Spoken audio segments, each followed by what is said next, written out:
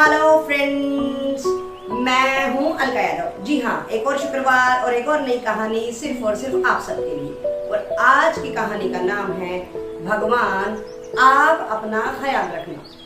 एक बार की बात है, एक बार एक बच्चा था और उसके दादाजी हर रोज शाम को पूजा किया करते थे। और वो बच्चा बहुत ही ध्यान से अपने दादाजी के साथ बैठकर पूजा देखा करता था। और वो हर रोज जिस तरह से दादाजी पूजा की विधि किया करते थे उसको पूरी तरह से याद करता रहता था। अब धीरे धीरे बच्चे के मन में भी ये विचार आने लगे कि वो भी पूजा करना चाहता था। लेकिन जैसा कि उसके दादाजी उसके साथ रहते थे तो वो बच्चा उस पूजा की विधि को स्वयं नहीं कर पाता था और वो मन में ही अपने उस विचार को रखता रहता था। एक दिन क्या हुआ कि दादाजी बाहर घूमने गए हुए थे और शाम का वक्त हो चला था और दादाजी को आने में देरी हो गई थी। बच्चे ने इस अवसर का लाभ उठाया और उसके बाद वो पूजा करने के लिए बैठ गया। वो बिल्कुल हूबहू उसी तरह से पूजा की विधि करने लगा जिस तरह से उसके दादाजी हर रोज किया करते थे। कुछ देर के बाद ही दादाजी का आना हुआ। दादाजी ने क्या देखा कि बच्चा पूजा कर रहा है तो उन्होंने उसको डिस्टर्ब करना नहीं चाहा और वो साइड की ही दीवार के साथ छिपकर खड़े हो गए और वहां से ही उसको देखने लगे कि बच्चा क्या कर रहा है। उसके बाद बच्चा बिल्कुल उसी तरह से पूजा कर रहा था जिस तरह से दादाजी किया करते थे। और अंत में बच्चा हाथ जोड़कर भगवान से अपनी विनती करने लगा।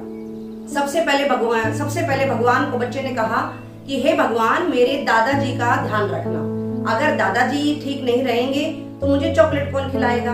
उसके बाद बच्चे ने कहा कि मेरी दादी जी के घुटनों का भी दर्द आप ठीक कर दो ताकि वो भी हमारे साथ घूमने जा सके। उसके बाद बच्चे ने कहा कि मेरे दोस्तों को भी ठीक रखना, नहीं तो मेरे साथ खेलेगा कौन। उसके बाद उसने कहा कि मेरे पिताजी और माताजी को भी ठीक रखना, तभी तो मुझे अच्छे अच्छे खिलौने और अच्छा अच्छा खाना मिलेगा। और इसके बाद उसके घर में जो कुत्ता था उसके लिए भी बच्चे ने एक विनती मांग ली। इस तरह से बच्चे ने जब सबके लिए मांग ली तो अंत में बच्चे ने कहा कि हे प्रभु, एक इच्छा और कहना चाहता हूँ, एक बात मैं आपको और कहना चाहता हूँ, अगर आप बुरा ना मानो। उसके बाद उस बच्चे ने कहा कि हे भगवान, जिनका मैंने आपको नाम लिया है आप उन सब का तो ख्याल रखना ही, आप साथ में अपना भी ख्याल रखना।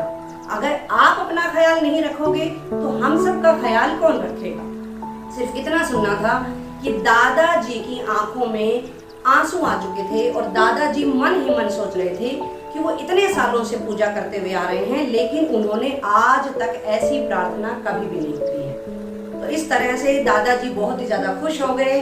उसके बाद तुरंत ही वो बच्चे के पास आए और ईश्वर को प्रणाम किया। तो देखा बच्चों और दोस्तों, मैं भी इस कहानी के माध्यम से यही कहना चाहती हूँ कि हम भी भले ही और कुछ ना कर पाए लेकिन अपने मन में ईश्वर को जरूर स्थान दें। यहाँ मैं एक बात जरूर जोड़ना चाहूंगी कि आजकल मैं देख रही हूँ चारों तरफ कि हमारे भारतवर्ष में ईश्वर के बारे में दो ग्रुप्स बन चुके हैं। एक ग्रुप भगवान को मानने वाला बना है तो दूसरा ना मानने वाला बना है। यहाँ मैं कहना चाहूंगी कि आप ईश्वर को माने या ना माने, ये आपकी स्वयं की इच्छा पर निर्भर करता है। लेकिन मैं ये कहना चाहूंगी कि जो एक समूह ईश्वर को मानता है उसकी मैं यहाँ बात नहीं करना चाह रही हूँ, मैं दूसरे समूह की बात करना चाह रही हूँ जो ईश्वर को नहीं मानते हैं बल्कि वो ईश्वर को भला बुरा भी कहने लग गए हैं और वो दूसरे समूह पर भी छीटाकशी करने लगे हैं। तो यहाँ पे मैं कहना चाहूंगी, भले ही आप किसी स्पेसिफिक भगवान को, किसी मूर्ति पूजा को अपने दिल में मन में स्थान ना दें, भले ही आप मूर्ति पूजा ना करें लेकिन आप दूसरों की भावनाओं को ठेस ना पहुंचाएं। और अंत में केवल यही कहना चाहूंगी कि कोई है या नहीं इतना मुझे नहीं पता, लेकिन केवल और केवल इतना कहूंगी कि एक परम पिता परमेश्वर या कोई सर्वोच्च शक्ति अवश्य है।